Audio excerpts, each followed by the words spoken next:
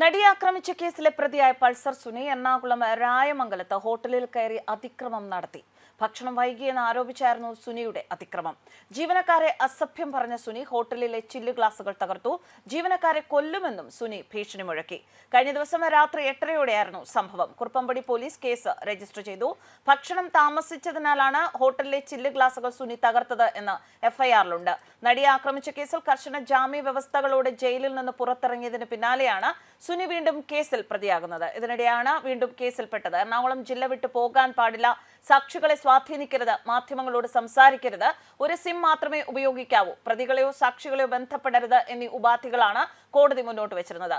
2 ആൾ ജാമ്യവും 1 ലക്ഷം രൂപയുടെ ബോണ്ടും കെട്ടിവെക്കണം. സുനിയുടെ സുരക്ഷ rural police ഉറപ്പാക്കണമെന്നും കോടതി നിർദ്ദേശം നൽകി. ജാമ്യ വ്യവസ്ഥ ലംഘിക്കപ്പെട്ടു. അതുകൊണ്ട് തന്നെ പൾസർ വീണ്ടും ജയിലിലേക്ക് പോയേക്കുമെന്നും സൂചന.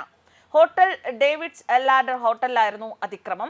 CCTV ഇല്ലാത്ത ഭാഗത്തേക്ക് വന്നാൽ ജീവനക്കാരെ കൊല്ലുമെന്നടക്കം സുനി ഭീഷണിപ്പെടുത്തിയതായിട്ടാണ് റിപ്പോർട്ടുകൾ. പൾസർ സുനി മാത്രമാണ് FIR പ്രകാരം കേസിലെ പ്രതി. 250 രൂപയുടെ നഷ്ടമുണ്ടാക്കിയെന്നും FIRലുണ്ട്. രായമംഗലത്ത് കുറുപ്പമ്പടി കരയിൽ അക്കനാട് റോഡിലാണ് ഡേവിഡ്സ് ലാഡർ എന്ന ഹോട്ടൽ. ആക്രമണത്തിൽ പൾസറിനെ അറസ്റ്റ് ചെയ്താൽ നടിയെ ആക്രമിച്ച കേസിലെ ജാമ്യവും റദ്ദാകും. ഇതോടെ വീണ്ടും പൾസർ സുനിക്ക് ജയിലിലേക്ക് മടങ്ങേണ്ടി വരും. ഹോട്ടലിലെത്തിയ സുനിയുടെ ഭക്ഷണം ഓർഡർ എടുക്കാൻ വൈകി എന്ന് ആരോപിച്ചായിരുന്നു അതിക്രമം. ഓർഡർ എടുക്കാൻ വൈകിയതിന് പരാതിക്കാരനെ ബിൽ കൗണ്ടറിൽ വന്ന് തെറി വിളിച്ചു. അതിനുശേഷം ഓർഡർ എടുക്കാൻ വന്ന സപ്ലയറെ ചീത്ത വിളിച്ചു, ഗ്ലാസ് എറിഞ്ഞുടച്ചു. ഹോട്ടലിൽ നിന്നും പുറത്തിറങ്ങിയ ശേഷം CCTV ഇല്ലാത്ത ഭാഗത്തേക്ക് വന്നാൽ നിന്നെയൊക്കെ ശരിയാക്കി തരാമെന്ന് പറഞ്ഞ് വധഭീഷണി മുഴക്കിയെന്നും ആരോപണമുണ്ട്. BNSലെ 296B, 351(2), 324(4) വകുപ്പുകൾ പ്രകാരമാണ് കേസ്. ഞായറാഴ്ച രാത്രി 8:30യോടെയായിരുന്നു സംഭവം. നടിയെ ആക്രമിച്ച കേസിൽ 1-ാം പ്രതി പൾസർ സുനി 7.5 വർഷത്തിന് ശേഷം ജയിൽ മോചിതനായത് കഴിഞ്ഞ സെപ്റ്റംബറിലാണ്. സുപ്രീം കോടതി ജാമ്യം അനുവദിച്ചതിനെ തുടർന്ന് വിചാരണ കോടതിയായ എറണാകുളം പ്രിൻസിപ്പൽ സെഷൻസ് കോടതിയാണ് പൾസർ സുനിയെ കർശന വ്യവസ്ഥകളോടെ ജയിൽ മോചിതനാക്കാൻ ഉത്തരവിട്ടത്. പ്രതിയുടെ സുരക്ഷ ഉറപ്പാക്കാൻ എറണാകുളം റൂറൽ SPക്ക് principal sessions judge Honey M. Varghese നിർദ്ദേശം നൽകിയിരുന്നു. സാക്ഷികളെ സ്വാധീനിക്കരുത് എന്നും നിർദ്ദേശമുണ്ടായിരുന്നു. മറ്റു പ്രതികളെ ബന്ധപ്പെടരുത്, എറണാകുളം സെഷൻസ് കോടതി പരിധി വിട്ടു പോകരുത്, മാധ്യമങ്ങളോട് സംസാരിക്കരുത്, മൊബൈൽ ഫോണിൽ ഒരു സിം കാർഡ് മാത്രമേ ഉപയോഗിക്കാവൂ തുടങ്ങിയതാണ് ജാമ്യ വ്യവസ്ഥകൾ. ഇതിനൊപ്പം ക്രിമിനൽ പ്രവർത്തികളിൽ ഇടപെടരുത് എന്ന വ്യവസ്ഥയും ഉണ്ടായിരുന്നു.